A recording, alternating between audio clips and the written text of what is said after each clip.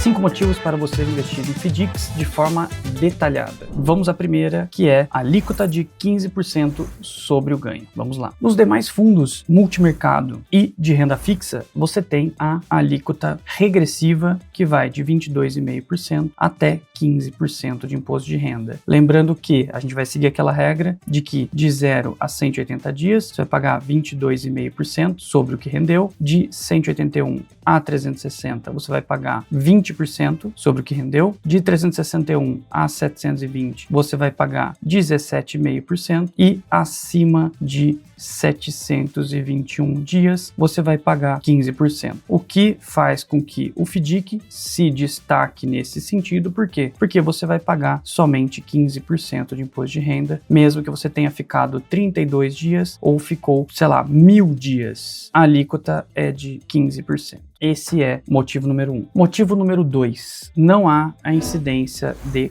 come-cotas nos FDICs. Então você tem aqui a estrutura de um FDIC e você tem o come-cotas, que incide final de maio e final de novembro. Então o come-cotas é uma regra criada pelo Estado para que haja ao menos alguma contribuição tributária dos fundos que passam a ter incidência tributária do come-cotas, o que não é o caso do FDIC. Então, retomando, não há a incidência de come-cotas para fundo de investimentos em direitos creditórios, diferentemente dos fundos multimercado e os fundos, por exemplo, de renda fixa, em que há a incidência do come-cotas, que é a antecipação do pagamento do imposto de renda na alíquota de 15%, ocorrendo nos meses de maio e de novembro. Então, acontece o seguinte, o Estado criou essa regra para que houvesse alguma contribuição por parte dos fundos de investimento que não fossem de ações e nem de direitos creditórios, pelo menos em alguma alíquota. Então, lembrando da tabela regressiva, que começa em 22,5% até 15%, o Estado criou a regra do come-cotas, em que você vai ter que pagar de qualquer maneira, seja 15% ou uma alíquota maior, mas com certeza você pagará pelo menos 15% sobre aquilo que rendeu naquele período. E por isso, então, a incidência do come-cotas criado para essa contribuição. No caso do FDIC, não há a incidência do come-cotas, o que faz com que haja uma vantagem que, ao longo do tempo, todo aquele rendimento que você tem ali dentro,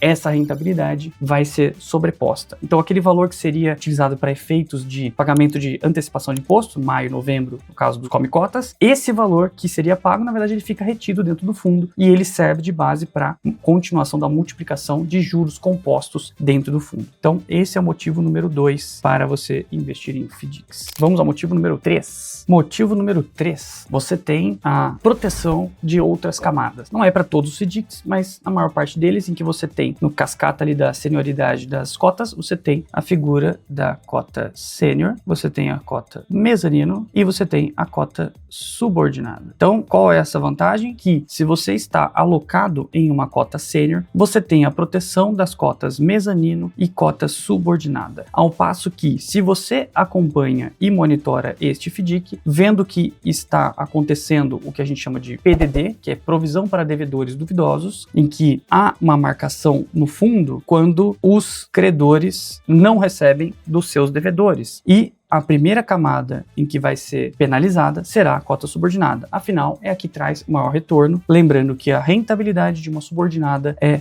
toda a receita do FDIC menos os custos, sejam eles de administração, gestão, custódia, auditoria e, no caso, a alavancagem, que seria o custo da mezanino e o custo da sênior, tá certo? Então, nós temos esta vantagem. Se você está numa cota sênior, você consegue avaliar aqui o índice de inadimplência de uma cota subordinada e mezanino e, portanto, na sênior você tem prioridade no resgate dessas cotas, em detrimento dos cotistas subordinados, ao passo que um cotista subordinado, para retirar o dinheiro dele da cota subordinada, precisa notificar os cotistas sênior para que eles, caso queiram, retirem, resgatem os seus valores antes dos cotistas subordinados. Então, essa é o terceiro motivo para você aplicar em FDIC. Quarto motivo para você aplicar em FDICs seria marcação na curva. Então, se você não sabe o que é marcação na curva e marcação a mercado, então procure aqui no nosso canal, existe um vídeo chamado marcação na curva, marcação a mercado. Você vai entender sobre isso. O que é interessante, então, como vantagem de marcação na curva, se você comprou, alocou em uma cota de FDIC sênior, por exemplo, e que ela vai te pagar, por exemplo, CDI mais 2%, então será acruado a rentabilidade diária, porque é assim que acontece todos os fundos de investimento,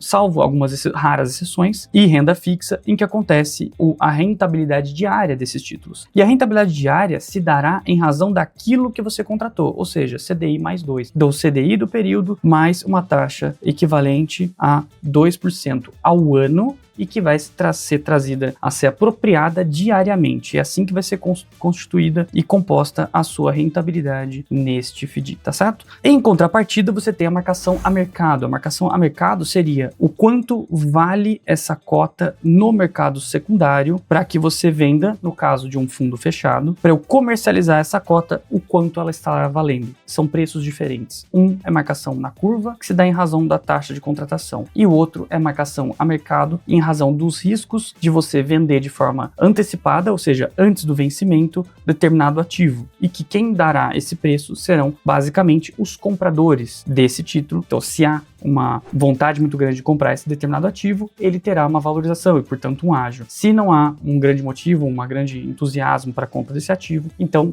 poderá haver deságio ou até prejuízo. Existe um outro vídeo no canal que explica essa diferença de ágio, deságio e prejuízo. Procurem aqui no nosso canal. É isso aí. Quinto motivo para você investir em FDIC seria a simetria. O que é uma simetria? Significa o seguinte: simetria de quê? Simetria de risco. Ou seja, mais risco, podemos ter o quê? Esperar mais retorno. Menos risco, logo menos retorno. Parece muito óbvio, mas não é assim que funciona o mercado.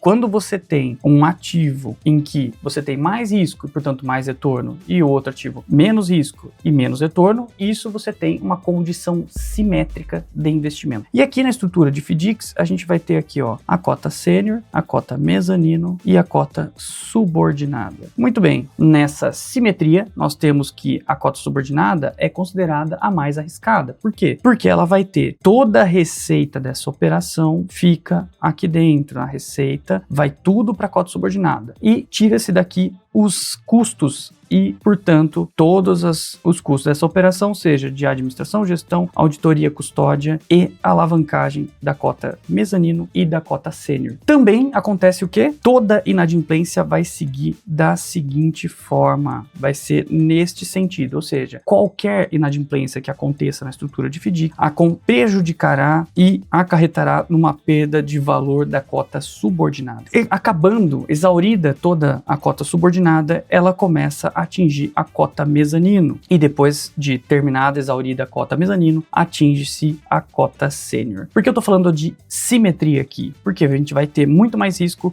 e, portanto, muito mais retorno, e assim por diante, seguindo este sentido aqui. Subordinada, mais risco, mais retorno. Mezanino, menos risco, portanto, um pouco menos de retorno do que a subordinada. E a sênior, a gente vai ter ali o maior conservadorismo dentro dessa mesma estrutura e, portanto, a menor rentabilidade dentro as três cotas. Por isso a questão de simetria de investimento, simetria de risco. Espero que tenham gostado. Deem um joinha para fortalecer o nosso canal. Muito obrigado.